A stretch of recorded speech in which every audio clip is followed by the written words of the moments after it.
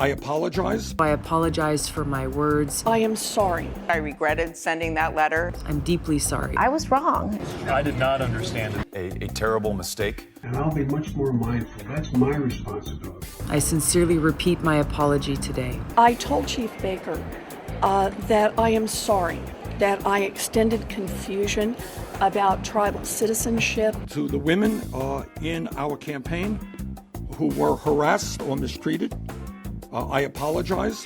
Aloha. In my past, I said and believed things that were wrong. And worse, they were very hurtful to people in the LGBTQ community and to their loved ones. Many years ago, I apologized for my words and, more importantly, for the negative impact that they had. I sincerely repeat my apology today. But today I want to talk about gestures of support and encouragement that I've made to women and some men that have made them uncomfortable. But I will be more mindful and respectful of people's personal space.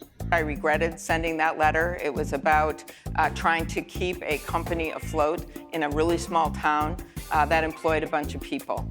But I think that nutrition is paramount for this country, and that's why way before I was running for president, I said that that was a mistake. I was wrong. What it's about is the power of the NRA and the greed of that industry.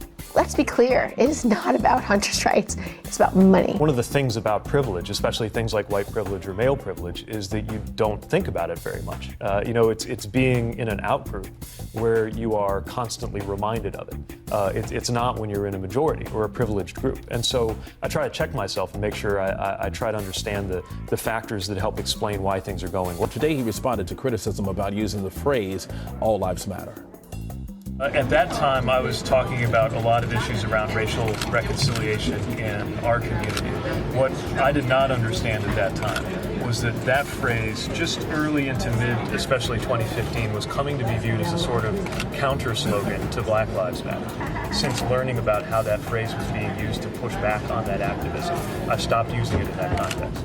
But I know to some degree that's a function of the fact that I'm a white man in this country. I know that if I were African American, if I had been arrested with marijuana, it might be very hard for me to then get a job. I'd have to check a box on an application form. As a white man who has had privileges that others could not depend on or take for granted, I've clearly had advantages over the course of my life. There are things that I have been privileged to do in my life that others cannot. Not only will I not say that again, but I'll be much more thoughtful going forward in the way that I talk about our marriage and also the way in which I acknowledge the truth of the criticism that I have enjoyed white privilege. Beto O'Rourke on the defensive, telling reporters he regretted saying that he was born to run for president. I'm born to serve.